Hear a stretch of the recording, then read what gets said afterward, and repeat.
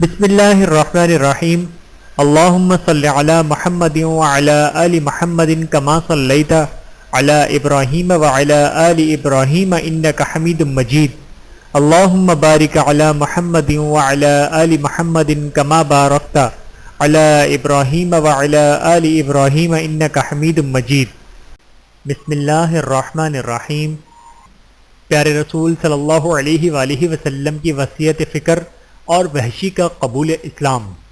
پیارے رسول صلی اللہ علیہ وآلہ وسلم کے بہت زیادہ اوصاف بیان کرنے والے صحابی حضرت ہند بن ابی حالہ تمیمی رضی اللہ تعالیٰ عنہ ہیں، جنہوں نے نواسۂ رسول حضرت حسن بن علی رضی اللہ تعالیٰ عنہ کے کہنے پر پیارے رسول صلی اللہ علیہ وآلہ وسلم کے بہت سے اوصاف بیان فرمائے ہیں، جن میں سے چند اوصاف یہاں ذکر کیے جاتے ہیں۔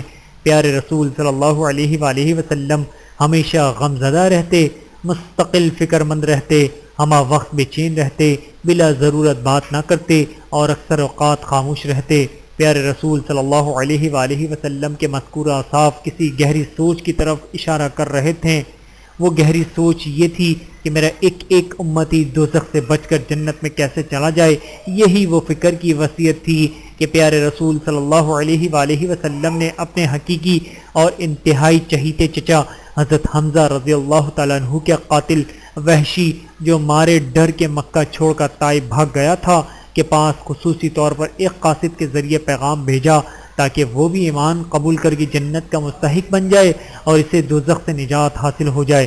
چنانچہ سب پیارے رسول صلی اللہ علیہ وآلہ وسلم کا یہ پیغام اس تک پہنچایا گیا کہ اے وحشی، اگر تو کلمہ پڑھ لے گا تو تو بھی جنت میں چلا جائے گا اور دوزخ سے بچ جائے گا۔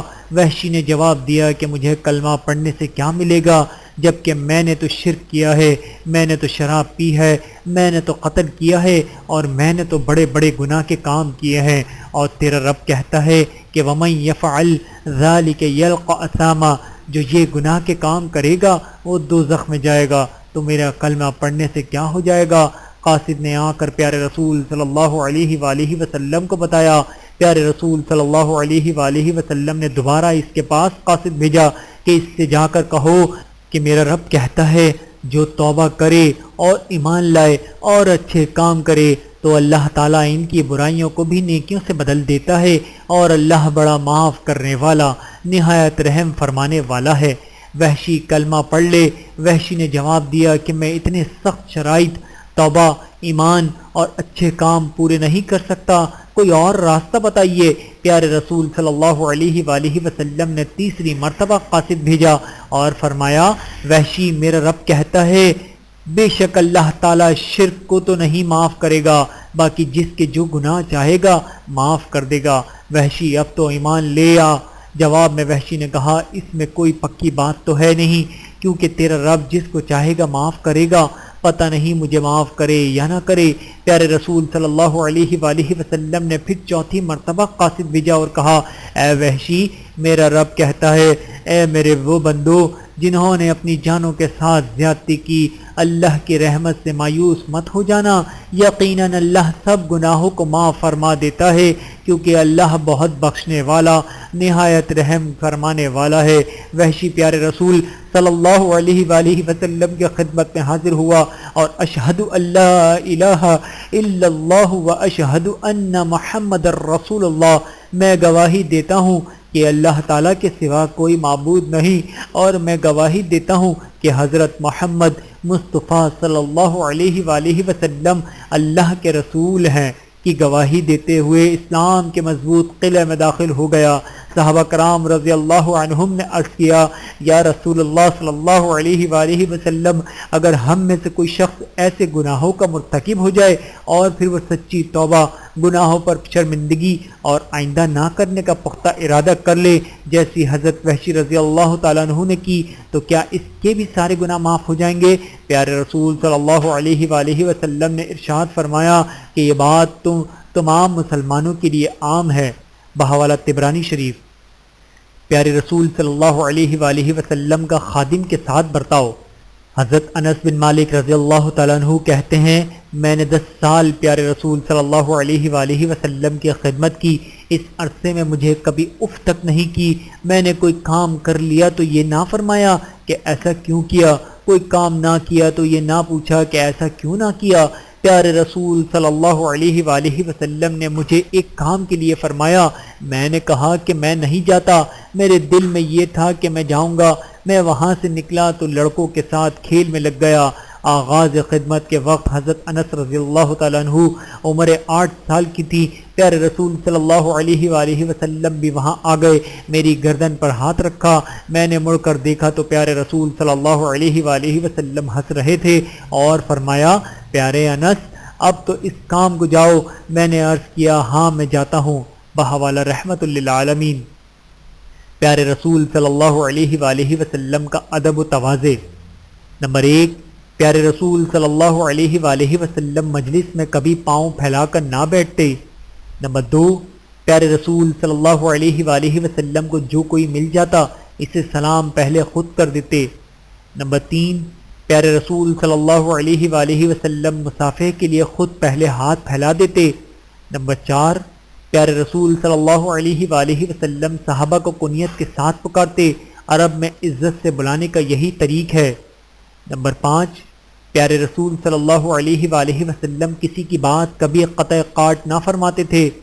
نمبر 6، پیارے رسول صلی اللہ علیہ وآلہ وسلم اگر نماز نفل میں ہوتے اور کوئی شخص پاس آ بیٹھتا تو نماز کو مختصر کر دیتے اور اس کی ضرورت پوری کر دینے کے بعد پھر نماز میں مشغول ہوتے۔ نمبر 7، پیارے رسول صلی اللہ علیہ وآلہ وسلم اکثر متبسم مسکراتے رہتے۔ نمبر 8، پیارے رسول صلی اللہ علیہ وآلہ وسلم کی ایک ناقہ اونٹنی کا نام عذبہ تھا، کوئی جانور اس سے آگے نہیں بڑھ سکا تھا۔ ایک اعرابی دیہاتی اپنی سواری پر آیا اور عذبہ سے آگے نکل گیا۔ مسلمانوں کو یہ بہت ہی شاق دشوار گزرا۔ پیارے رسول صلی اللہ علیہ وآلہ وسلم نے فرمایا، دنیا میں اللہ کی سنت دستور یہی ہے کہ کسی کو اٹھاتا ہے تو اسے نیچا بھی دکھاتا ہے۔ نمبر 2، ایک شخص آیا، اس نے پیارے رسول صلی اللہ علیہ وآلہ وسلم کو اے مخلوق میں سب سے بہتر کہہ کر بلایا۔ پیارے رسول صلی اللہ علیہ وآلہ وسلم نے فرمایا، یہ شان تو ابراہیم علیہ السلام کی ہے۔ نمبر 10، ایک شخص حاضر ہوا، وہ پیارے رسول صلی اللہ علیہ وآلہ وسلم کی ہیبت سے لرز گیا۔ پیارے رسول صلی اللہ علیہ وآلہ وسلم نے فرمایا، کچھ پرواہ نہ کرو، میں بادشاہ نہیں ہوں، میں قریش کا ایک غریب عورت کا فرزند ہوں جو سوکھا گوشت کھایا کرتی تھی۔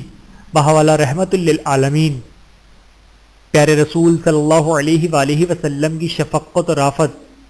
نمبر 1، کوئی شخص بھی اچھے خلق یعنی اخلاق میں پیارے رسول صلی اللہ علیہ وآلہ وسلم جیسا نہ تھا، خواہ کوئی صحابی بلاتا یا گھر کا کوئی شخص، پیارے رسول صلی اللہ علیہ وآلہ وسلم اس کے جواب میں لبیک یعنی حاضر ہوں ہی فرمایا کرتے تھے۔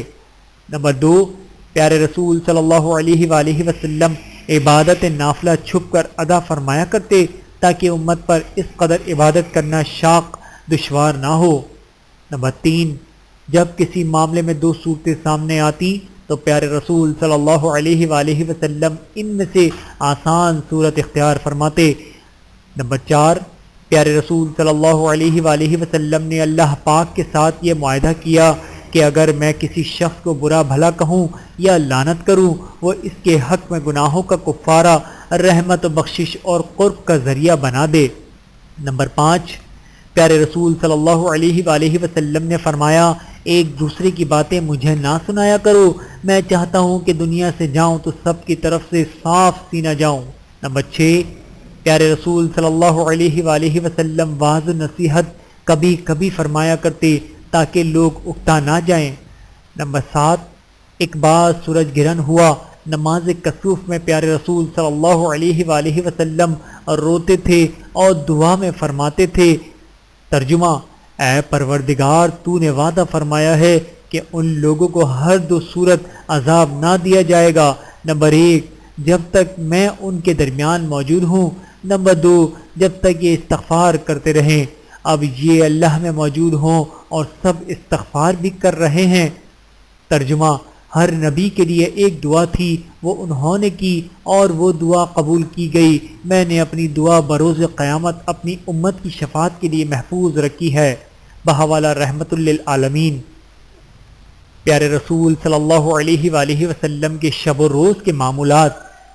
پیارے رسول صلی اللہ علیہ وآلہ وسلم فجر کی نماز پڑھ کر تسبیحات کے بعد مصلی پر تشریف فرما رہتے تھے اور صحابہ کرام رضی اللہ عنہم آپ صلی اللہ علیہ وآلہ وسلم سے قریب ہو کر بیٹھ جاتے۔ یہی علوم نبوت کی درسگاہ تھی۔ آپ صلی اللہ علیہ وآلہ وسلم پر جو وحی نازل ہوتی صحابہ کرام رضی اللہ عنہم کو مطلع فرماتے، دین کے مسائل، معاشرت کے طریقے، معاملات کے ضابطے اور اخلاق کی باریکیاں سکھاتے۔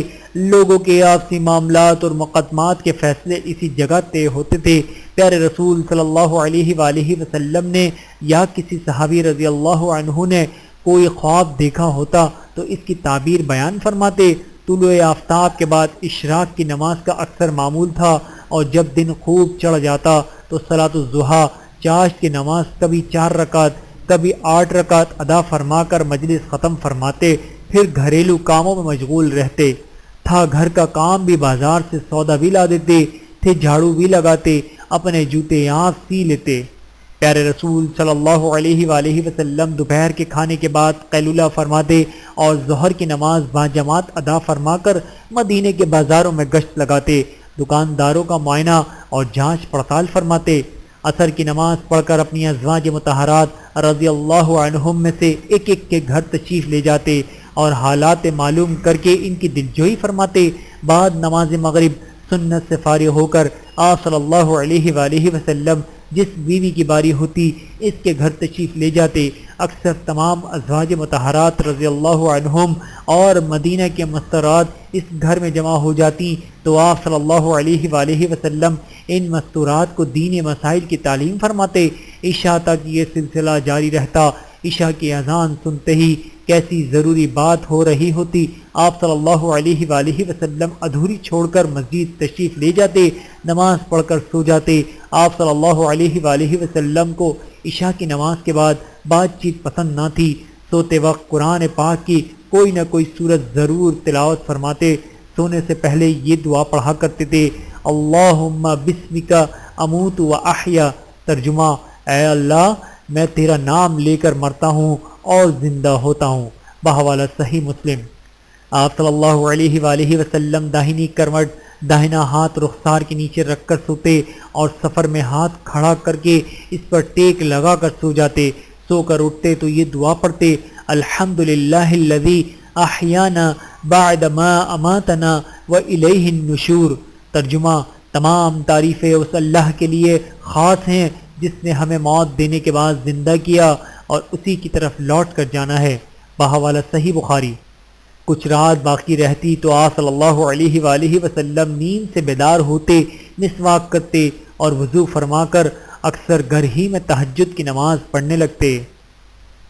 پیارے رسول صلی اللہ علیہ وآلہ وسلم کی گفت و شنید کا انداز۔ پیارے رسول صلی اللہ علیہ وآلہ وسلم بہت ہی صاف گفتگو فرماتے کہ بیٹھنے والے اچھی طرح سمجھ لیتے تھے اور بعض مرتبہ حسب ضرورت کلام کو 3 مرتبہ دہراتے تاکہ سننے والے اچھی طرح ذہن نشین کر لیں۔ آپ صلی اللہ علیہ وآلہ وسلم کسی کی بات کے بیچ میں نہیں بولتے تھے، اکثر اوقات خاموش رہتے تھے، بلا ضرورت گفتگو نہیں فرماتے تھے۔ جامع الفاظ جن کے الفاظ تھوڑے ہوں اور معنی بہت ہوں کے ساتھ کلام فرماتے تھے۔ جب آپ صلی اللہ علیہ وآلہ وسلم سے کوئی بات کرتا تو اس کی بات پوری متوجہ ہو کر سنتے تھے اور جب تک وہ بات کرتا رہتا آپ صلی اللہ علیہ وآلہ وسلم اس کی طرف سے رخ مبارک نہیں پھیرتے تھے۔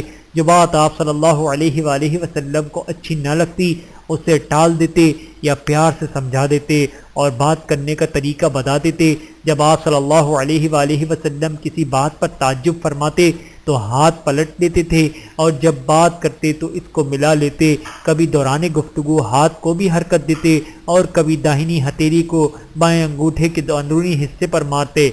آپ صلی اللہ علیہ وآلہ وسلم کسی کی جانب اشارہ فرماتے تو پورے ہاتھ سے اشارہ فرماتے۔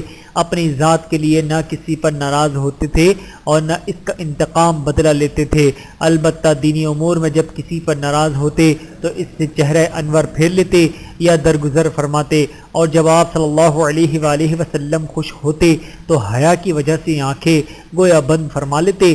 آپ صلی اللہ علیہ وآلہ وسلم کی اکثر ہنسی تبسم مسکراہٹ ہوتی تھی۔ اسی وقت آپ صلی اللہ علیہ وآلہ وسلم کے دندان مبارک اولے برف کی طرح چمکدار سفید ظاہر ہوتے تھے۔ ویڈیو دیکھنے کا بہت شکریہ۔ مزید ویڈیوز دیکھنے کے لیے ہمارے چینل کو سبسکرائب کریں۔ اگر ویڈیو پسند آئے تو لائک کریں۔ اچھی بات کو دوسروں تک پہنچانا صدقہ جاریہ ہے۔ جزاکم اللہ خیرا کثیرا۔ اپنا اور اپنے پیاروں کا بہت زیادہ خیال رکھیے گا اور مجھے دعاؤں میں یاد رکھیے گا۔ Take care. اللہ حافظ۔